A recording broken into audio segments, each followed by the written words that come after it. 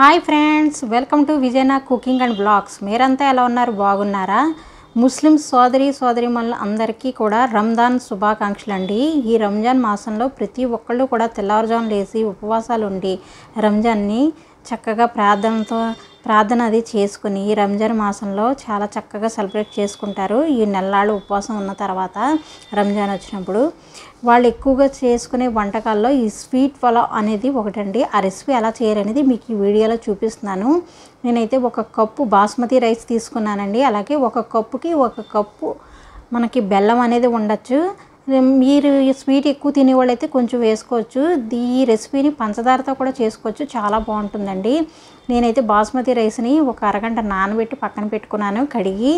బాస్మతి రైస్లోకి కంపల్సరీ ఈ రైస్ వండేటప్పుడు కంపల్సరీ ఉండవలసింది ఈ బిర్యానీ ప్రాసెస్ లాగే ఉంటుందండి. బిర్యానీ ఆకు ఉండాలి, అలాగే సోంపు అనేది కంపల్సరీ ఉండాలండి. ఈ రెసిపీకి మరింత రుచినిచ్చేది సోంపు ఉండాలి, స్వీట్గా ఉండాలి ఆ సోంపు కూడాను. దాల్చిన చెక్క, లవంగాలు, కొంచెం యాలకులు వేసుకుని ఫుడ్ కలర్ వేసుకోవచ్చు మీకు ఇష్టమైతే. ఇష్టం లేని వాళ్ళు మామూలుగా కూడా వండుకోవచ్చండి.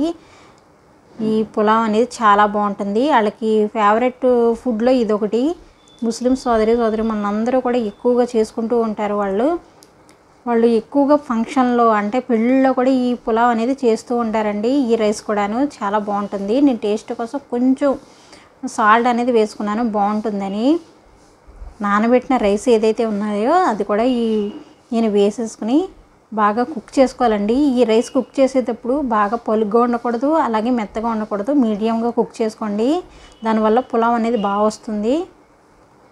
నేనైతే ఒక స్పూన్ నెయ్యి వేసుకున్నానండి. నెయ్యి వేసుకుని జీడిపప్పు, కిస్మిస్, యాలకులు ఇవన్నీ కూడా మనం వేపుకోవాలి. యాలక్కాయలు అయితే పొడి కొట్టి పక్కన పెట్టుకున్నాను. కొంతమంది అయితే యాలక్కాయలు కూడా వేపుకుంటారు, దాల్చిన చెక్క, లవంగాలు కూడా వేపుకుని వేసుకుంటారు. నేను అలా వేపడం లేదండి. జీడిపప్పు, కిస్మిస్, కొబ్బరి ముక్కలు కంపల్సరీ ఉండాలండి. కొబ్బరి ముక్కలను కూడా బాగా నేతిలో వేపుకుంటేనే టేస్ట్ బాగుంటుంది. అవి కూడా 1 by 1 నేను వేపుతున్నాను. ఇదిగోండి జీడిపప్పు అయితే వేపుకుంటున్నాను. నేతిలో వేపితేనే ఈ రెసిపీకి మరింత రుచి అండి. నెయ్యి కంపల్సరీ ఉండాలి ఈ రెసిపీ చేసేటప్పుడైతే. జీడిపప్పు కూడా వేపుకుని తీసేసుకోవాలండి. తీసుకున్న తర్వాత మనం కిస్మిస్ కూడా వేపుకుందాం.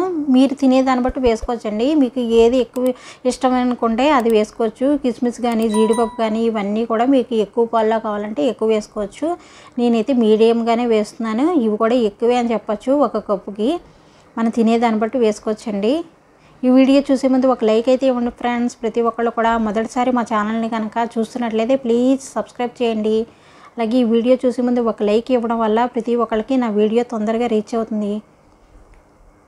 ఇదిగోండి ఇలా వేపుని తీసేసుకోవాలండి. బాదం పప్పు కూడా నేను కొంచెం షాలో ఫ్రై కింద చేశాను, చాలా బాగుంటుంది ఇలా చేయడం వల్ల. అదే ప్యాన్లో నేను వాటర్ వేసుకున్నాను. ఒక కప్పుకి ఒక కప్పు వాటర్ అయితే వేసుకోవాలండి. వేసుకుని బెల్లం పొడి అండి ఇది.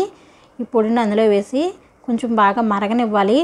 బాగా తిక్కగా అయితే రాకూడదండి. కొంచెం తీగపాకంలాగా లైట్గా వస్తుంది కదా, అప్పుడే మనం రైస్ అనేది వేసుకోవాలి. మిగిలిన దాల్చిన చెక్క, లవంగాలు, యాలకులు, సోంపు ఇవన్నీ కూడా ఈ పాకంలో వేసుకుంటున్నాను నేను.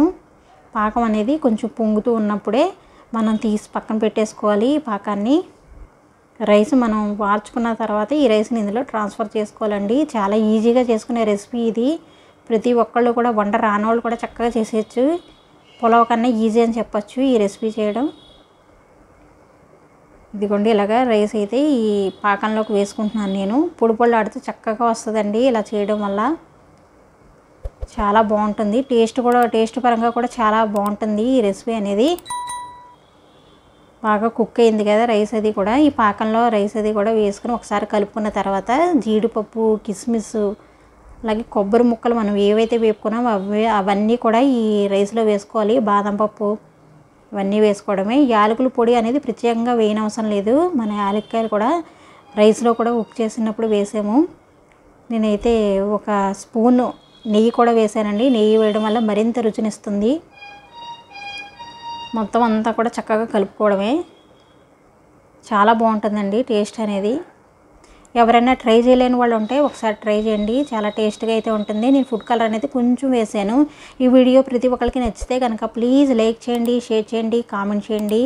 అలాగే మా ఛానల్ని సబ్స్క్రైబ్ చేసుకోవడం మాత్రం మర్చిపోకండి friends. Thank you for watching. Thank you అండి.